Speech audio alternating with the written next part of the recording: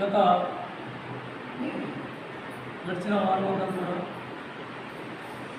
మనందరం ప్రేమించి ఆయన రెక్కగాలను భద్రపరుచుకుని మనల్ని ఇంకా సజీవంలో ఉంచి కాచి కాపాడినందుకు ఆయనకి ఎంతైనా మనం రుణవస్తులై ఉన్నాం. కాబట్టి దేవునికి మనం ఎంతైనా ఆరాధకులుగా జీవించాలి. ఇవాళ ఆదివారం అంటే దేవుడికి ఆరాధన చేయాలి, దేవుడిని ఆరాధించడానికి చర్చ వెళ్తున్నాం అని చెప్పుకునే వాళ్ళు అనేక మంది ఉన్నారు. కానీ ఆరాధన అనేది ఒక ఆదివారం చేసేది ఆరాధన కాదు. ఆరాధన అనేది నిరంతరం ఎప్పుడు ప్రభుకి మనకి కొనసాగే ప్రక్రియ. దాన్ని ఎప్పుడు కొనసాగిస్తూనే ఉండాలి. కానీ ఈ పూట కొంతమంది ఆరాధించాలి, తర్వాత మరికొంతమంది ఆరాధించాలి, మరి తర్వాత మూడో ఆరాధనని అవకాశాలను పెట్టి మరికొంతమంది ఆరాధించాలి అని ఆరాధన అనే దాన్ని బాగా అవసరంగా చేసి ఎవరికి నచ్చినట్టుగా వాడు దాన్ని మలుచుకుని దానికి ఒక పేరు ఆరాధన అని. కానీ నిజమైన ఆరాధకుడు ఎప్పుడు కూడా దేవునికి సన్నిహితంగా ఉంటాడు, దేవునితో సావాసం కలిగి ఉంటాడు, దేవునితో వివేపించడానికి, దేవునితో కలిసి మాట్లాడడానికి, కలిసి జీవించడానికి సిద్ధపడి ఉంటాడు. ఆరాధకునికి అసలు ఆరాధన అంటే ఏంటి? ఆరాధన స్తుతికి, స్తుతించడానికి, ఆరాధించడానికి వ్యత్యాసం ఉంది. అలాగే విశ్వాసులకి, శిష్యులకి వ్యత్యాసం ఉంది. విశ్వాసులు అనేవాళ్ళు వాళ్ళ అక్కర కొలిది, వాళ్ళ అవసరత కొలిది దేవుని సన్నిధికి వచ్చి రావటం, దేవుడికి నాకు చేస్తాడని ఒక ఆశ, ఒక నమ్మకం, అది విశ్వాసులు. శిష్యులు అనేవాళ్ళు నా ప్రభు ఈ సమయంలో నా ప్రభు ఏమైతే చేశాడో అది నేను దాన్ని ఎలా ఎదుర్కోవాలి, నా ప్రభు దాన్ని ఎలా ఎదుర్కొనే తండ్రికి మహిమకరంగా అక్కడ ఏం జరిగించాడు అలా నేను జరిగించాలి అని ఎవరైతే శిష్యత్వంలో నడవాలనుకుంటారో వారు అట్టి రీతిగా ఆలోచిస్తారు. ప్రతిసారి ఒక స్వాగతం వచ్చినప్పుడు, ఒక సమస్య వచ్చినప్పుడు, ఒక కష్టం వచ్చినప్పుడు, ఒక బాధ వచ్చినప్పుడు ఆ సందర్భంలో నా ప్రభు ఏం చేసేవాడు, ఇప్పుడు నేనేం చేయాలి అని ఒక ఆలోచన కలిగి దాన్ని కొనసాగిస్తాను. శిష్యుడు యేసుక్రీస్తు ప్రభు విశ్వాసం అడగల, శిష్యులు అడిగారు. ఆయన శిష్యులకి ఏమని చెప్పాడు? మీరు సర్వలోకానికి వెళ్ళి సువార్త ప్రకటించి సర్వజనము నాకు శిష్యులుగా తయారు చేయండి అని చెప్పాడు. మత్తయి సువార్త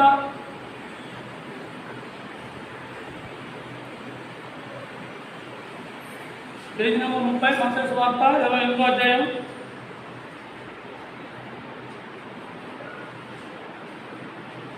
పేజీ నెంబర్ 30 మత్తయి సువార్త 28వ అధ్యాయం 19వ వచనం.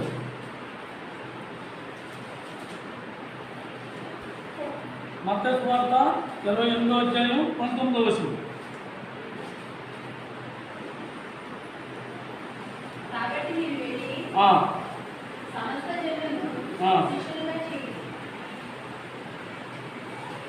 ఎందుకు సర్వజనులు శిష్యులుగా చేయమన్నాడు? దేవుడు అసలు మానవుడి పట్ల ఆయనకున్న ప్రణాళిక ఏంటి? మానవుడు ఏమనుకుంటాడంటే, నేను ఎంతో ఉన్నతమైన నా తల్లిదండ్రులు కట్టుకుని పుట్టాను కాబట్టి నేను ఇంకా ఉన్నతమైన స్థానం సంపాదించుకోవాలని లోక సంబంధమైన ఆశలతో ఆలోచిస్తూ ఉంటాడు. కానీ యేసుక్రీస్తు ప్రభు ఆ పరలోకపు తండ్రి మానవుడిని ఎందుకు సృష్టించుకున్నాడు అంటే ఆయన మాటకి లోబడి, ఆయన మాటను అంగీకరించి, ఆయనతో ఏకీభవించి ఆయనతో కలిసి జీవించడానికి మనం ఏర్పరచుకున్నాం. ఆయన దేవుడు ఆత్మ కనుక అనేకులకు ఆయన కనిపించడం. ఆయన శిక్షకులు ఎవరైతే మసులుతారో, ఎవరైతే ఆయన శిష్యులుగా తిరుగుతారో, ఎవరైతే ఆ శిష్యుగారిని అలవటించుకుంటారో వాళ్ళే ఆ దేవుడిని బయలుపరచగలరు. ఎందుకంటే దేవుడు యేసుక్రీస్తు ప్రభు వాళ్ళకి ఏమైతే నేర్పాడో ఆ ప్రేమ ఆ శిష్యులే పంచగలరు, అందరూ కాదు. అందుకు కాబట్టి దేవుడు శిష్యులను కోరుకున్నాడు, విశ్వాసులు కాదు. ఇవాళ అందరూ దేవుడిని ఆరాధిస్తారంట, కానీ దేవుడిని నిజంగా ఆరాధించేవాడు ఆ శిష్యులే దేవుడిని ఆరాధించగలరు. ఎప్పుడైతే దేవుడు మాటకి లోబడి దేవుడు ఏమి చెబుతాడో నేను దాన్ని ఎలాగా స్పందించాలో, నేను ఎలా ఆ మాటకి జవాబుగా నేను ఎలా జీవించాలో అన్న ఆలోచన కలిగి ఉన్నవాడే ఆడ శిష్యుడు, అందరూ కాదు.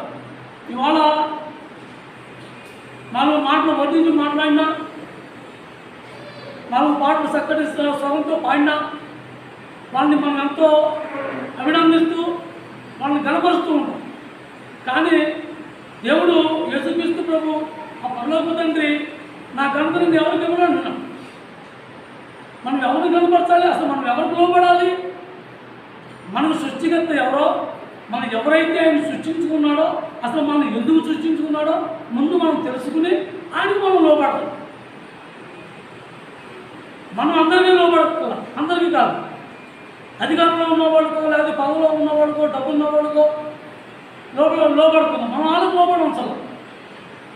ఎవరైతే ఆ క్రీస్తు స్వరూపంలోకి మారి శిష్యుగాన్ని నడిపించడానికి, ఆ యొక్క శిష్యుడిగా జీవించడానికి ఇష్టపడతాడో వాళ్ళకి మనం లోబడి వాళ్ళు మనకి ఏమి నేర్పుతున్నారో వాళ్ళు నేర్చుకోవాలి. మనం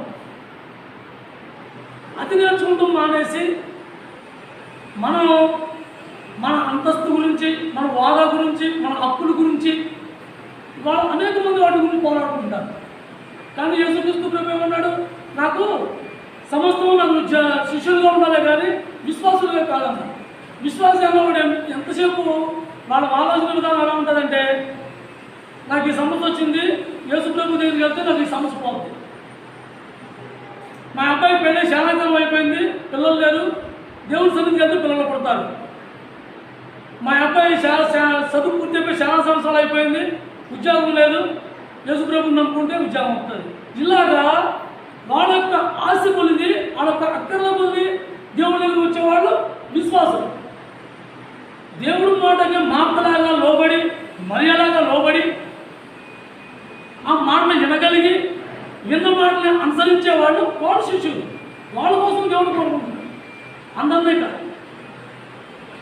కాబట్టి మనం శిష్యులుగా ఉన్నామా, విశ్వాసులుగా ఉన్నామా, దాన్ని మనమే గమనించుకోవాలి. దేవుడు మనకు అతి సమీపంగా ఉన్నాడు. ప్రతిసారి ప్రతి విషయంలో మనకు హెచ్చరిస్తూ ఉన్నాడు.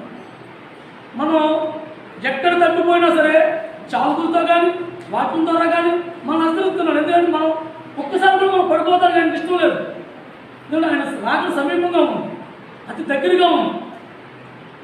కాబట్టి మనలో ఎవరు కూడా సంఘంలో మనస్తాపం లేకుండా దేవుడు ఏం మాట్లాడుతున్నాడో ఆ మాట మనం లోబడి ప్రవర్తించాలి. కానీ మనం ఒక ఉందాతనానికో, ఒక వాదాకో, లేకపోతే ఒక ఆకర్షణీయంగానో మనం కనిపించకూడదు.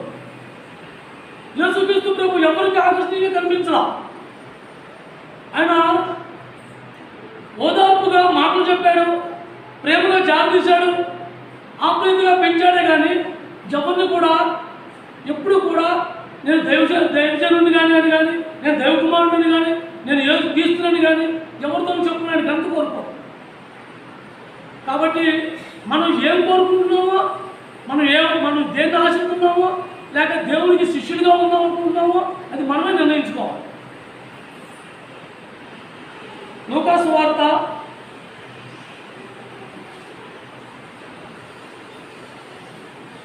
60 లూకా సువార్త 9వ అధ్యాయం.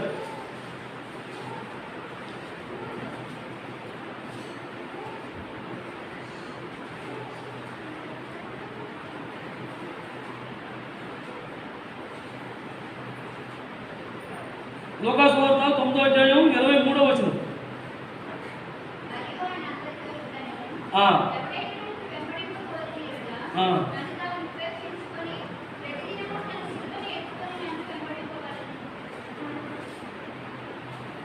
యేసుక్రీస్తు ప్రభు ఒకరిని ఇద్దరు కాకేసి కాదు, జనం చాలామంది ఉన్నారు. అనేక మంది ఆయన మాట్లాడడానికి వచ్చారు, ఆయన దగ్గర స్వస్థత పొందడానికి వచ్చారు, ఆ మాటలకు సంతోషించడానికి వచ్చారు. కానీ అందరితో ఒకే మాట అన్నాడు, ఎవరైతే నన్ను వెంబడించాలనుకుంటున్నారో వాళ్ళు ప్రతిరోజు వాళ్ళ తిరుగుతూ నన్ను వెంబడించాలన్నాడు. అలాగా ఎవరైతే యేసుక్రీస్తు ప్రభువుకి శిష్యులుగా ఉండి మనం జీవించాలనుకున్నామో వారు వారి శిలువను ఎత్తుకుని ఆ ప్రభువుని వెంబడించాలి. శిలువను ఎత్తుకుని ప్రభువుని వెంబడించాలంటే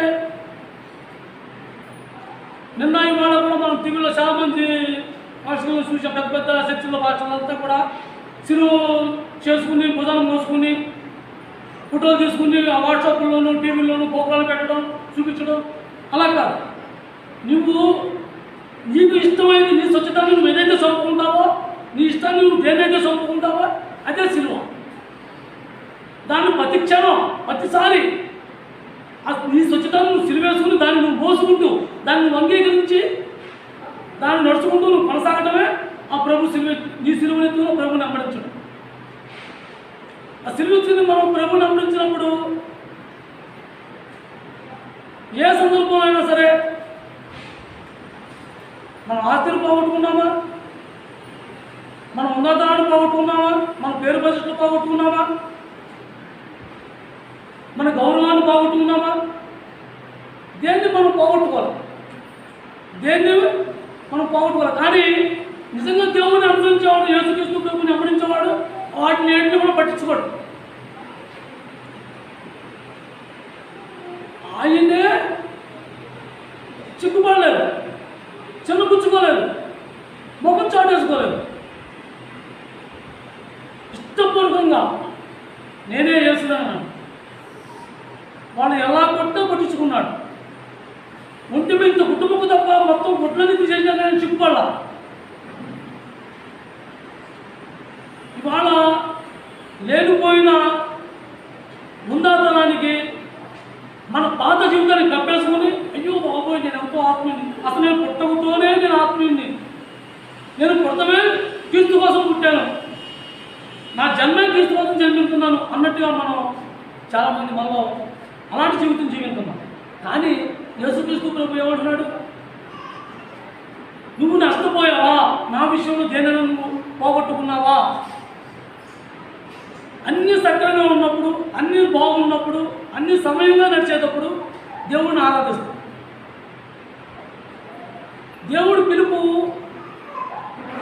ఏ సందర్భంలో అయినా సరే మనకు బాధాకరంగా కష్టంగా వచ్చిన పిలుపు ఏదైనా ఉంటే ఆ పిలుపు మనం లోబడతామా? ఎమ్మటే దేవుని విడిచిపెట్టాలి. యేసుక్రీస్తు ప్రభుకి మనకి అదే తేడా. ఆయన ఎంత సమస్యనైనా, ఎంత కష్టాన్నైనా, ఎంత భారాన్నైనా అనుభవించాడు. ఎవరి కోసం? మన కోసం, మనందరి కోసం ఆయన అనుభవించాడు. కానీ మన కోసం మనమే అనుభవించలేకపోతాం. మనం దేవునికి ఇష్టంగా దేవుని ముందు చూపించుకోవడానికి చిన్న సమస్య వస్తే మనం తట్టుకోలేకపోతాం, చిన్న మాట వస్తే మనం భరించలేకపోతాం, చిన్న బాధ వస్తే మనం ఓర్చుకోలేకపోతాం. మరి మనం శిష్యులుగా ఎలా ఉండగలం? శిష్యుడు అంటే యేసుక్రీస్తు ప్రభు శిష్యులు ఆ 9 మంది, ఆ 11 మంది ఎలాగా వాళ్ళ అపోస్తులు అయ్యారో ఇవాళ ఈ చెవి గ్రంథంలో వాళ్ళ రాసిన ఒక దేవుని చెవుపు మాటలు మనం దాన్ని ధ్యానించుకుని చదువుకుని దాన్ని అనుసరించి మనం నడుచుకోవాలంటే వాళ్ళ నిజ జీవితంలో అలా జీవించారు. కాబట్టి వాళ్ళు మనలాగా మనుషులే, వాళ్ళు పైనుంచి దిగాలి. మనలాగా అమ్మా నాన్నకి పుట్టిన వాళ్ళు ఆడము, వాళ్ళు శరీరంగానే ఉన్నారు, రక్తమాంసంతోనే ఉన్నారు. అయినప్పటికీ వాళ్ళ స్వచ్ఛతాన్ని వాళ్ళు చంపుకున్నారు, వాళ్ళ ఇష్టాన్ని వాళ్ళు చంపుకున్నారు. ముందు వాళ్ళు శిష్యులు అయ్యారు. మేము శిశు మార్గంలో ఉన్నాము, మేము శిశుర్గంలో ఉన్నాము, మేము దేవుని శిష్యులు అని చెప్పుకుని అనేక మంది వాడాలా లేరు. ఎందుకంటే మన స్వచ్ఛతాన్ని మనం చంపుకోలేకపోతాం, మన ఇష్టాన్ని మనం చంపుకోలేకపోతున్నాం. లేనిపోయిన గౌరవాన్ని, లేనిపోయిన ఘనతకి, పనికిరాని ఆస్తి అంతస్తులకి పోకలాడుతామే. కానీ దేవుడి గురించి దేవుడు ఏం మాట్లాడుతున్నాడో, దేవుడు ఏమి చెప్తున్నాడో, దేవుడు మనం ఎలా అనుసరిస్తే దేవునికి మనం శిష్యులుగా ఉంటామో, దేవునికి సన్నిహితంగా మనం ఎందుకు ఉండలేకపోతున్నామో గ్రహింపు కలిగి ఉన్నట్లు. ఎందుకంటే మన స్వచ్ఛతాన్ని మనం చంపుకోలేకపోతాం. మన ఇష్టం అనే ఒక ముసుగుని మనం అర్థం చేసేసుకున్నాం. దేవునికి మనకి మైండ్గా ఒక ముసుగా ఆ తెర మనకు అడ్డు వచ్చేస్తుంది. దేవునికి మన ముఖాన్ని తేజస్సుగా ఆయనకి చూపించలేకపోతాం, ఆయన ముందు మనం కనపరచుకోలేకపోతాం. నేను ఇలా ఉన్నాను ప్రభు అని ఆయనకి మనం చూపించుకోలేకపోతాం. ఎందుకంటే మనిషికి చెప్పుకుంటే చెప్పు నామోసి, కానీ దేవుడి దగ్గర చెప్పుకుంటే కూడా నామోసి. నేను పొద్దున్న దేవుడి ముందు నేను చెప్పుకునే మాట ఎవరి శబ్దంలో పడితే 6 నిమిషాలు చేస్తారేమో. కానీ మనం ప్రతిసారి కూడా మనుషులకు లోపడుతున్నామే కానీ దేవుడికి లోపడతాం. దేవుడికి లోపడినవాడే శిష్యుడు. ఆ శిష్యుడే దేవుడిని ఆరాధించాలి, అందరూ ఆరాధించలేదు. ఎప్పుడైతే మనం ఇష్టపూర్వకంగా మనంగా నలిగిపోవాలి, విరిగిపోవాలి. దేవుడు ఏమన్నాడు? విరిగి నలిగిన హృదయమే నాకు ఇష్టమైన ఆరాధన అన్నాడు, అర్పణ. ఆయన విరిగి నలుగుతాం. మనం ఎంత విరగాలన్నా, మనం నలగాలన్నా, మన శరీరాన్ని నలగొట్టుకోవాలన్నా మనం ఇష్టపడకపోతే మన శరీరం మనకు నలగదు. చాలామంది మన శరీరాన్ని మనం నలగొట్టుకోవాలంటే దాన్ని ఎలా ఊహించుకుంటూ ఉంటారంటే ఎక్కువ పని చేసి శరీరానికి అలసట రావాలనుకుంటారు. కానీ శరీరానికి కావాల్సిన అలసట అది కాదు. దేవునికి ఇష్టమైంది మనకిష్టం కానీ అనేక మంది ఉన్నాయి. మనకిష్టమైంది దేవుడికి ఇష్టం కానీ ఎన్నో ఉన్నాయి. కానీ మనకిష్టమైంది చేసుకోవడానికి మనం ఇష్టపడతామే కానీ దేవుడికి ఇష్టమైంది చేయడానికి మనం ఇష్టపడతాం. ఎందుకంటే దేవుడికి ఇష్టమైంది మనం చేయాలంటే మన స్వచ్ఛతాన్ని మనం చంపుకోవాలి, మన ఉన్నతాన్ని మనం విడిచిపెట్టుకోవాలి, మన బంధువుల్ని మనం దూరపరచుకోవాలి. అలాంటి మనకి ఇష్టం ఉండదు. ఎందుకంటే ఒకవేళ పొద్దున్న నా ఇంట్లో ఏదైనా కార్యక్రమం జరిగినా, ఏదైనా శుభకార్యం జరిగినా, ఏదైనా మంచి చెడ్డ జరిగినా నా ఇంటికి ఎవరు రాలేమో ఒక భయం. దేవుడు రాకపోతే భయపడాలి కానీ సాటి మనుషులు వచ్చినా రాకపోయినా భయపడవసరం. నువ్వు వేలాది మంది నిన్ను ఇంట్లో పెట్టుకున్నా దేవుడు సన్నిధి లేనప్పుడు అదంతా వ్యర్థమే. ఎంతోమంది నిన్ను మైండ్ పెట్టి పొగిడినా దేవుడు ఆత్మ నీతో లేకున్నప్పుడు ఆ పౌరులంతా వ్యర్థమే. మనం ఎలా ఉండాలి, మనం ఎలా జీవించాలో దేవుడిని మనం ఎప్పుడు కూడా ఒక అంచనా. అందుకనే యేసుక్రీస్తు ప్రభు వచ్చాడు మనం అంచనా చూపించడానికి. ఏ సందర్భంలో మనం ఎక్కడ పడిపోకుండా యేసుక్రీస్తు ప్రభు దాన్ని ఎలా దాటాడో అలా దాటడానికి ఆయన ఈ భూమి మీదకి వచ్చాడు. నీకు నాకు కనిపించడానికి, దేవుడి ప్రేమ ఏంటో రుచి చూపించడానికి, మన నుంచి దేవుడు ఏం కోరుకున్నాడో తెలియపరచడానికి, ఈ యొక్క సమస్య నుంచి మనం తప్పుకోవడానికి, దాటుకోవడానికి ఆయన ఒక మార్గాన్ని ఏర్పరిచాడు. దాన్ని మనం ఇవాళ అనేక మంది ఏమనుకుంటున్నామంటే నా పాపాల కోసం యేసుక్రీస్తు ప్రభు వచ్చాడు, శిలువలో మరణించాడు. ఇది మాత్రం ఒక నోటి పదం అయిపోయింది. బాగా సింపుల్ దీన్ని నోటితో చెప్పుకోవడానికి. కానీ అసలు నిజమేంటి? దేవుడు ఏమైతే ఎలాగైతే మానవుని కోరుకుంటున్నాడో అలా మానవుడు జీవించలేకపోతున్నాడు. ఎంతమంది ప్రవర్తన పంపించినా, ఎంతమంది సేవకులు పంపించినా, ఎన్నిసార్లు బోధించినా ఆ విధంగా కొనసాగట్లేదు. దేవుడు కోరుకున్న జీవితం జీవించలేకపోతున్నాడు. స్వయాన తన కుమారుని భూమి మీద పంపవలసి వచ్చింది మనకు మార్గాన్ని చూపించడానికి, దేవుడు ప్రేమను రుచి చూపించడానికి. ఇవాళ మైకుల్లోనూ టీవీల్లోనూ అనేక మంది పెద్ద పెద్ద మెగా చర్చలు చూస్తున్నారు. వాటిలో బోధనలే జనాన్ని చూసి జనం ఏమనుకుంటారంటే ఇక్కడ ఏమీ జరగకపోతే ఇంతమంది అక్కడికి ఎందుకు వెళ్తారు, ఇక్కడ ఏమీ లేకపోతే అంతమంది ఎందుకు వెళ్తారు. యేసుక్రీస్తు బోధించినప్పుడు వేలాది మంది వచ్చినప్పుడు యేసు ప్రభు అన్న మాటకి ఎక్కడ బాగా వెళ్ళిపోయారంతే. అయిపోయి నా వాళ్ళంతా ఎలా వదులుకోవాలి, ఆఖరికి నా ప్రాణం కూడా వదులుకోమని చెబుతున్నాడు. నేను ప్రాణం వదిలితో పుట్టాను ఈ భూమి మీద, ప్రాణం ఎందుకోమంటే చచ్చిపోమంటలా. నీకు ఆయనకన్నా నీకు ముందు ఏదీ లేదు, ఆయనకన్నా ఇష్టం నీకు ఏదీ లేదు, అదే ఆయన కోరుకుంటున్నాడు. యెషయా గ్రంథం 42వ అధ్యాయం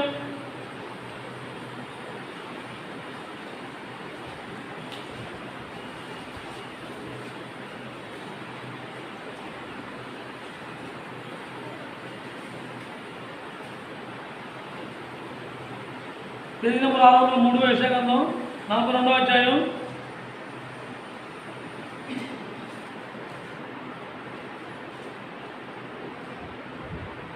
3వ వచనం.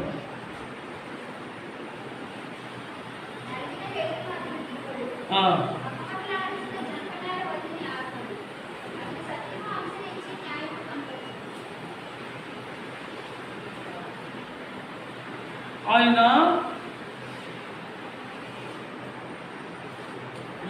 మనం ఎప్పుడైతే దేవుణ్ణి అనుసరించి మనం జీవించాలనుకుంటామో, నిజంగా క్రైస్తవ జీవితం జీవించిన వాడిని ఈ లోకంలో ఎవరు చేద్దాం, ఎవరికి ఇష్టం ఉండడం. అలాంటి రెల్లుని యేసుక్రీస్తు ప్రభు ఎప్పుడు అలాంటి రెల్లు ఎరవడం, ఇంకా దానికి బలాన్ని ఇస్తాడు, ఇంకా చేయొద్దనిస్తాడు. ఆయన జనపనారవత్తులాగా మకమకలాడుతున్న అంటే ఎడారిలో ఒక దెబ్బ వెళ్తున్నప్పుడు ఎడారిలో దెబ్బ ఎలాగా ఊసలాడుతూ ఉంటుంది గాలి వచ్చినప్పుడు, అలాగా క్రైస్తవ జీవితం ఎప్పుడు కూడా కొన ఊపిరితో కొనసాగించే జీవితంలో ఉంటుంది. కానీ నీ వెలుగు మాత్రం ఎప్పుడు ప్రకాశిస్తూనే ఉంటుంది, ఆ వెలుగు ఎప్పుడు ప్రకాశిస్తూనే ఉంటుంది. అలాంటి వెలుగుని ఆయన ఇంకా వెలిగింపజేస్తాడే కానీ దాన్ని ఆర్పడు. ఆ వెలుగుని ఇంకా వెలిగింపజేస్తాడు. మనం ఎప్పుడైతే మనలో యథార్థత ఉండి మనలో సత్యాన్ని అనుసరించి దేవుని కోసం మనం జీవించినప్పుడు ఈ లోకం మీద అనేకమైన నిందలు ఇవ్వాల్సి వస్తుంది, అనేకమైన సమస్యలు ఎదుర్కోవాల్సి వస్తుంది. వాటిని ఎదుర్కొని వాటిని తట్టుకుని దాటుకుని సాగించడమే యేసుక్రీస్తు ప్రభు శిష్యులు. వాళ్ళే ఆరాధికులు. ఎవరు అయితే ఇష్టపూర్వకంగా ఆ మకమకలాడుతూ అయినా సరే, నేను ఆకలి దప్పులతో ఉన్నా సరే నా ప్రభు కోసం నేను జీవించాలి, నేను ఎప్పుడు నా శాశ్వత కాలం నేను ఆరాధకుడిగా ఉండాలి అని ఎవరైతే ఇష్టపడతామో వాళ్ళని ఆయన ప్రతిసారి కూడా ఆఖరి వరకు మనం పరీక్షిస్తూ ఉంటాం. ఆయన చేపెట్టి అడ్డం పెట్టి కాసుకుంటూ ఉంటాడు. ఆ నెల్లు విరగటం అంటే మన శరీరం ఎప్పుడు కూడా నలగొట్టుకుంటూ ఉన్నప్పుడు, నలిగిపోయిన శరీరంతో ఉన్నప్పుడు, ఆ కొన ఊపిరితో నలిగిపోయిన ఈ భూమి మీద ఇసుకుపోయాను, నా వాళ్ళందరికీ దూరం అయిపోయాను, దేవుడు నాతో మాట్లాడతలేదు అని అదొక రకమైన బాధ దుఃఖం మనిషి పుట్టినప్పుడు, ఇంక ఎందుకు నాకు ఈ జీవితం ప్రభు తీసుకుపోన్నప్పుడు ఆయన స్వరం స్పష్టంగా మనం ఆయన వృత్తాలో తీసుకుపోవాలి. ఆయన తెలుసు, మన ఇష్టం కాదు.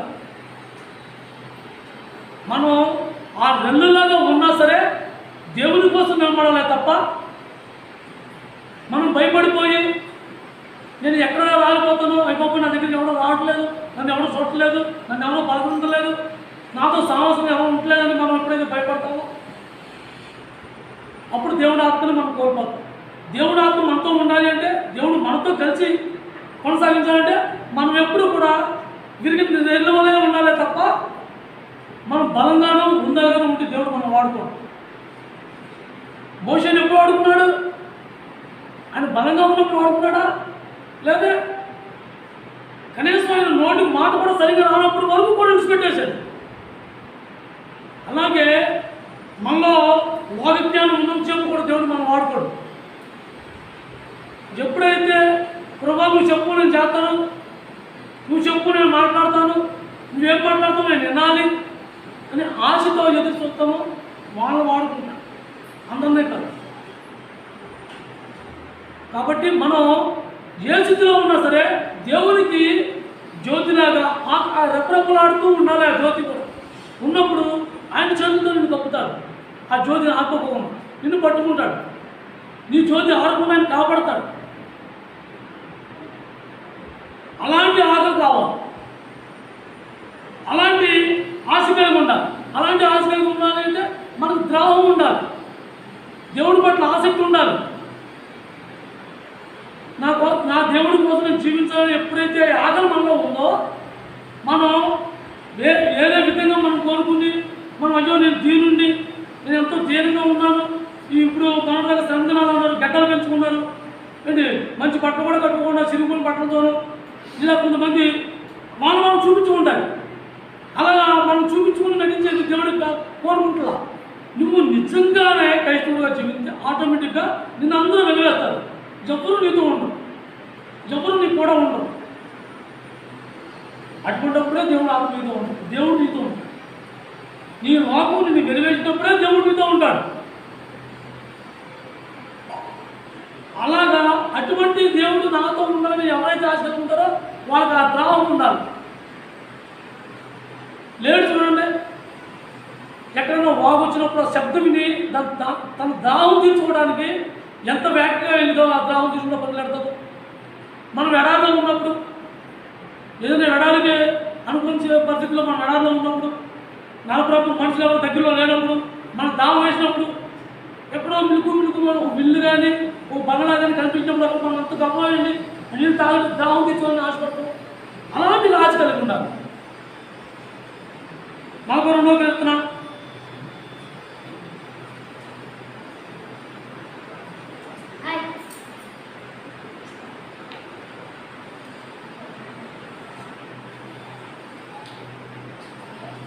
పేజీ నెంబర్ 473,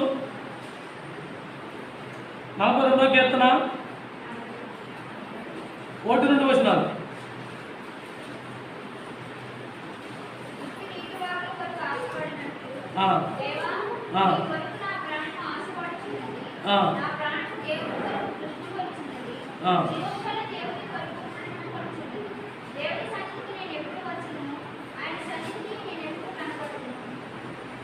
మనకి ఏం ఆశ కలిగి ఉండాలి?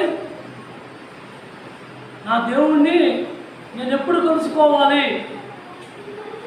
నా దేవుడి సన్నిధికి నేను ఎప్పుడు చేరాలి అని ఆశ కలిగి ఉండాలి, ఆ ఆకలి కలిగి ఉండాలి. మన ఆకలి ఎలా ఉంటుంది? టైం అయిపోతుంది, ఈ పాఠశాలంగా ముగించలేదు, అప్పుడే 1 గంట అయిపోయింది, మళ్ళీ మధ్యాహ్నం పనికి వెళ్ళిపోవాలి, లేకపోతే మధ్యాహ్నం నా ఇంట్లో పని ఉందో చేసుకోవాలి అని ఆకలి మనకుంటారు. కానీ నిజమైన శిష్యుడికి, నిజమైన ఆరాధకుడికి ఎలా ఉంటుందంటే ఆకలి, ఇంకా నా ప్రభు నాతో ఏం చెప్తాడో, నేను ఇంకా ఏమి నేర్చుకోవాలో, ఇంకా నాకు ఆకలి తీరలేదు, ఇంకా చెప్తే బాగుండు, ఇంకా నేను వినాలి, ఇంకా నేను నేర్చుకోవాలి అని ఆకలి. దేవుని మాట కోసం మన ప్రాణం తప్పించిపోవాలి, దప్పిగా ఉండాలి.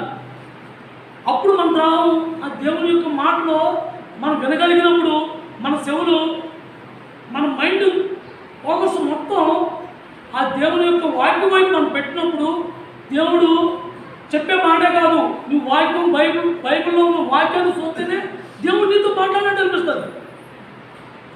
ఎందుకంటే నీ మైండ్ సెట్ మొత్తం ఆ వాక్యమే ఉంది, మన ఆలోచన విధానం వాక్యమే ఉంది. దేవుడు నాతో ఏం మాట్లాడతాడనే ఆసక్తి ఉంది. ఆ ఆసక్తి ఉన్న వాళ్ళకి దేవుడు ఆ వాక్యం ద్వారా మాట్లాడతాడు. పులిపేట నుంచి చెప్పినంత మాత్రాన అది వినే శక్తి అందరికీ ఉండదు. నిజంగా వినగల శక్తి ఉన్నవాడు ఈ పులిపేట నుండి ఎవరు చెప్పవసరం కూడా ఆటోమేటిక్గా వాక్యం తీసేవాడికి నువ్వు చెప్పు, ఇంకా చెప్పు అని ఆశపడుతుంది, ద్రావం వేస్తుంది. ఆ ద్రావం కోసం తప్పించిపోవాలి, ఆ ద్రావం కోసం ఉండాలి. ఆ ద్రావం కోసం ఏమన్నారు, ఈ భూమి మీద నువ్వు ఉండగా నాకేం వద్దు అనుకునేవాడు ఇక్కడ ఉంటాడు. అలా జీవించేవాడే ఇలా అంటాడు, ఏమని, ఆకాశమందు నువ్వు తప్ప నాకు ఎవరున్నారు, నువ్వు ఉండగా ఈ భూమి మీద నాకేం అక్కర్లేదు. 73 చెప్తుంది,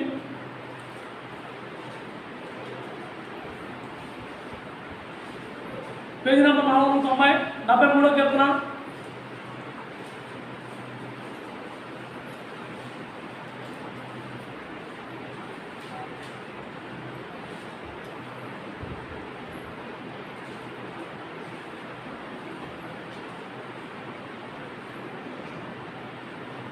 ఇరవై 25వ వచనం.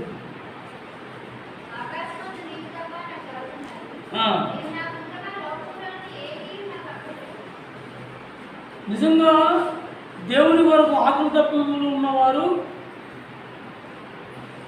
ఈ భూమి మీద దేని గురించి ఫిర్యాదు చేయరు, దేని గురించి ఆలోచన చేయరు. వాళ్ళ ఆలోచన విధానం అంతా కూడా దేవుని మీద ఆధారపడి ఉంటుంది. ఇవాళ ఈ టైంలో దేవుడు నాకేం చెప్తాడో అది నేను వినాలి. దేవుడు ఇవాళ నాతో ఏం మాట్లాడుతున్నాడో దాన్ని నేను తెలుసుకోవాలి, అది నేను అనుసరించాలి, దాన్ని నా మైండ్ సెట్లో పెట్టుకోవాలి.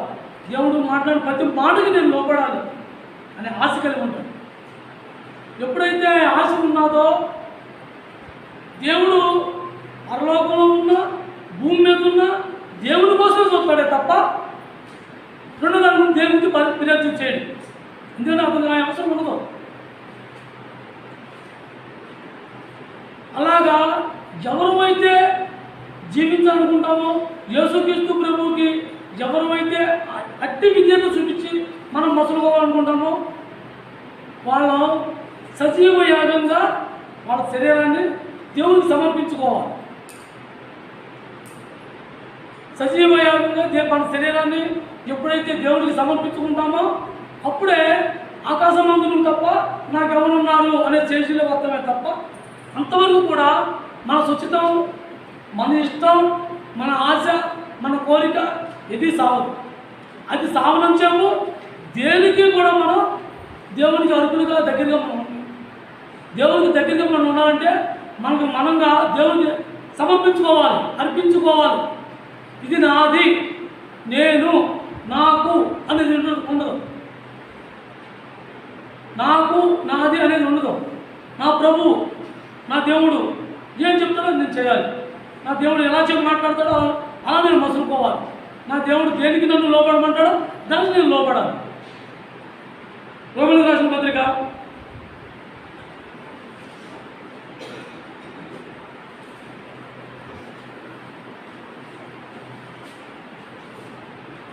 42 రోమిలకు రాసిన పత్రిక 12వ అధ్యాయం.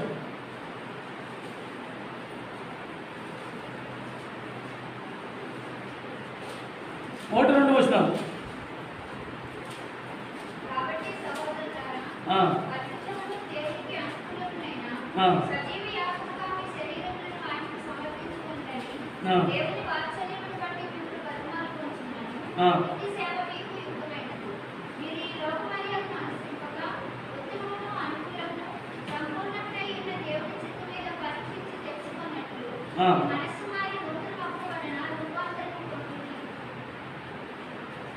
ఎప్పుడైతే మనం దేవునికి శిష్యులుగా జీవితానుకుంటామో మనం మనంగా అర్పించుకోవాలి. నా ఇష్టం అనేది ఏమి ఇంకా పనిచేయదు.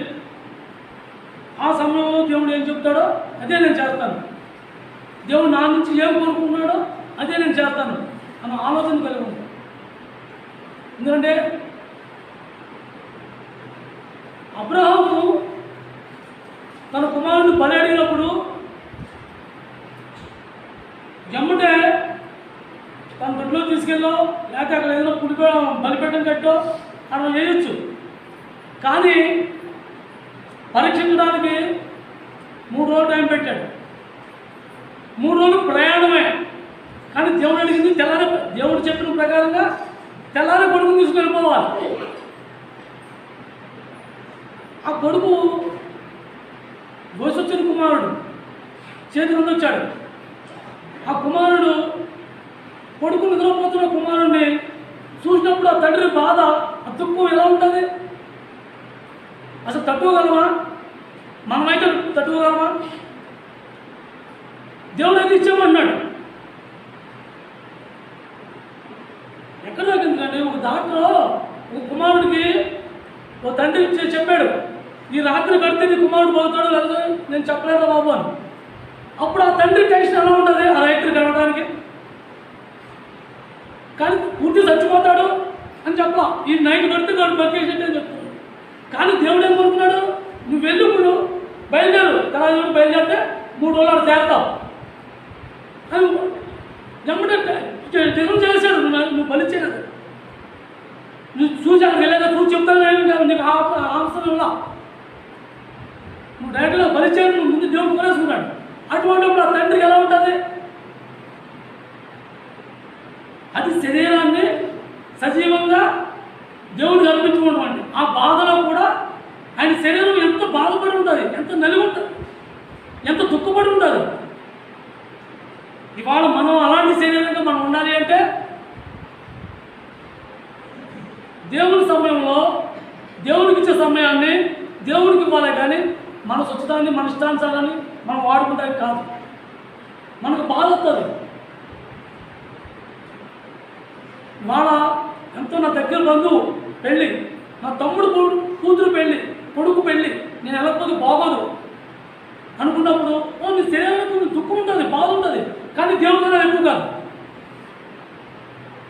దాన్ని మనం దాటుకుంటే ప్రభు సన్నిధిలో కలిపితే అది మన శరీరాన్ని మనం మలగొట్టుకోం. మనకి ఏదైనా ఇంపార్టెంట్, ఎంత స్నేహితుడు నా కోసం అవసరమైతే దెబ్బలైనా తింటాడు, కొట్టించుకుంటాడు, బాధపడతాడు, నిన్న మాట్లాడు. అయినా అటువంటి వాడు ఇంట్లో ఫంక్షన్ వచ్చింది, నేను వెళ్ళాలి. నీకెంతో నీ గతంలో జరిగిపోయినవి కూడా గుర్తొస్తూ ఉంటాయి. వాటిని మనం చంపుకుంటమే దేవుడు మన శరీరం మనం చంపుకున్నాడు, మన స్వచ్ఛతను మనం చంపుకున్నట్టు, దేవుడికి ఇష్టంగా ఉన్నట్టు. ఆ యొక్క అబ్రహాము ఎంత బాధపడి ఉంటాడో మనం దీన్ని పెట్టి మనం గ్రహించగలం. మనం నోటి మాటతో అబ్రహాము ఎంత దుఃఖపడి ఉంటాడో అంటున్నామే, కానీ దాన్ని లోతుగా మన అంతరాంగంతో దాన్ని ఒకసారి గ్రహింపులోకి వెళ్తే ఆ బాధ, ఆ తండ్రి పొజిషన్లో ఉన్న అటువంటి సిచ్యువేషన్ చూసిన ఆ తల్లిదండ్రులకి తెలుస్తుంది. అరే ఇంత దానికి దాట చెప్పిన దానికి ఇంత బాధపడుతున్నాడే, నిజంగా దేవుడు కుమారుడు బయటండు అప్పుడు ఎలా తట్టుకున్నాడు, ఎలా ఉండగలిగాడు అనే ఒక ఆలోచన పడతారు. ఆ ఆలోచన మనకి ప్రతిసారి కూడా మనం ఈ సమయంలో దేవుడి సన్నిధిలో గడపాలా ఉంటాం. దేవుడికి మనం ఇచ్చే సమయం మనం దేవుడికి ఇస్తున్నామా లేదా? మనం అన్నీ కూడా ఒకవేళ మనకి ఏదైనా ఇంపార్టెంట్ పని అనుకోండి, దేవుడి సన్నిధి తర్వాత ముందు మనం పని పూర్తి చేసుకోవాలి. స్నేహితులు ఎక్కల మనం పని అయినా పర్లా, ముందు మనం పని పూర్తి అయిపోవాలి. వారం భాషలో చెప్పే వాక్యమే కదా, బైబిల్లో ఉన్నాయే కదా, దేవుడు చెప్పి మనం మాట్లాడేది. మా అవసరానికి వచ్చే బైబిల్ చదువుకోవచ్చు. ఎవరైనా మన పక్క సహోదరుడు ఏమి వాళ్ళ ఏం చెప్పారంటే దాన్ని బట్టి మనం చదువుకోవచ్చు. అలాగా ఆలోచించేవాడు అనేక మంది ఉన్నారు. కానీ ఒక సమాసం, ఒక సంఘంలో కూడుకోవటం, దేవుని పరిచర్య, దాన్ని మనం కొనసాగించాలి, దేవుడి కోసం మనం ఇష్టాన్ని చంపుకోవాలి అని ఒక అతి తక్కువ మంది ఉంటారు. అందుకనే ఆరాధకులు అతి తక్కువ మంది ఉంటారు. ఆరాధకులు కన్నా ఇంకా తక్కువ మంది శిష్యులు ఉంటారు. శిష్యులు ఎంతమంది ఉండరు, దానికి ఇష్టపడినోడే శిష్యుడు అవుతాడు. దేవుడు పని చేయనంత మాత్రం శిష్యులు కావు. దేవుడు చెప్పిన దానికి లోబడి దాన్ని కొనసాగించి దాన్ని నడిచినోడే శిష్యుడు. అందరూ శిష్యులు కాదు. మా సంఘంలో ఎంత గొప్పగా బాధ బోధించాము, మేము శిష్యత్వంలో ఉన్నాము, మేము దేవుడి మాటలో ఎంతో లోతుగా మేము మా భాషలో చెప్తారు, మేము దాన్ని వింటున్నాము. ఇదే వరకే, దాన్ని అనుసరించడం చాలా తక్కువ. ఒకటి కాదు, అన్నీ అనుసరించాలి, అన్నీ పాటించాలి. అది ఒకసారి సాధ్యం కాదు. ఎందుకంటే మనం మానవులు, ఒకసారి మనం సాధ్యం కాదు, ఒక్కసారిగా మనం చేయలేం. కానీ తెలిసి విన్నదాన్ని తెలుసుకున్న తర్వాత తెలుసుకుని విడిచిపెట్టుకోవాలి. ఇది ఇంకా నాకు తగదు, నా ప్రభు కోసం నేను దీన్ని విడిచిపెట్టుకుంటున్నాను అని తెగింపు మళ్ళా ఉండాలి. ఒకగానొక కొడుకుని తెగింపుగా అబ్రహాము ఎలా అయితే ఇష్టపడ్డాడు, ప్రభా నీకన్నా నా ఎక్కువేం కాదు అని ఎంత ధైర్యంగా ఉన్నాడు. మనసులో బాగుంది, కానీ ఏమన్నాడు, మీరు ఇక్కడ ఉండే పైకి వెళ్ళి చిన్నవాడు నేను మొక్కుతాను జిద్దులు అన్నాడు. తనకు విశ్వాసం, అలాంటి నమ్మకం మనకు కలగాలి. ఆ నమ్మకంతో మనం శిష్యులుగా జీవించాలి. మనలో శిష్యత్వం లేదు, ఇటు నమ్మకం లేదు. మన సొంత నిర్ణయాలు మన నమ్మకం, మన సొంత ఆలోచనలు మన శిష్యత్వం. అది ఎలా సాధ్యం అవుతుంది? దేవుడితో కలిసి ఉండాలని కూడా అందరూ అనుకుంటారు, కానీ అందరం కాదు, అందరం ఉన్నాం. ఎవరైతే వాక్యానుసారంగా దేవుడు ఏం మాట్లాడుతున్నాడో ఆ మాటలు లోబడి ఆ మాటను మనం గైకుని ఆ మాట దేనికి సంబంధించిందో తెలుసుకుని దాన్ని నడుచుకుంటామో ఆ మార్గంలో మనం వెంబడిస్తామో వాళ్ళు ఆరాధికులు. అందరూ కాదు. ఉన్న సమయం అన్నయ్య తీసుకుంటారు.